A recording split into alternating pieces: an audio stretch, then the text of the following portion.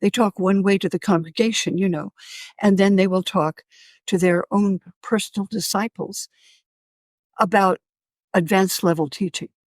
So these weren't meant to replace the other gospels. They were meant to be supplemental, devotional material for people on an advanced level. And that's what they look like.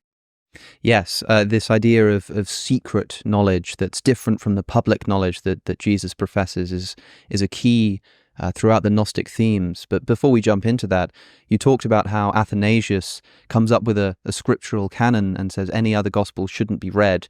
And so there are some theories that suggest that this is why these texts end up buried in this cave in Egypt, in Nag Hammadi, as you say. And it's a few thousand years later that these texts are discovered essentially by accident, if I'm not mistaken. Yes, apparently so. I mean, people go into those caves looking for burials and looking for things that were hidden there. And the story we get from one of the earliest persons who claims to have found it is that he was just digging around and he found this 6-foot jar, which contained 13 leather-bound books. They're large. They're about that big, these large books. And they would have been put on It's about a foot or so, just for our listeners.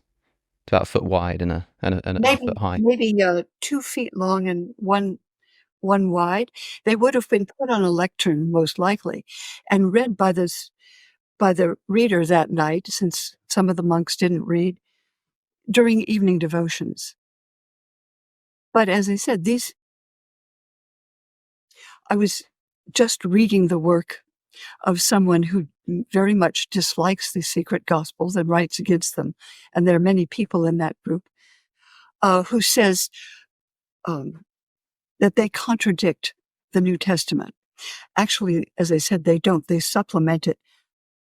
And he claimed that there's no historical evidence for Jesus teaching that way. That is completely wrong. If you read the Gospel of Mark chapter 4 and ask, did Jesus have a secret teaching?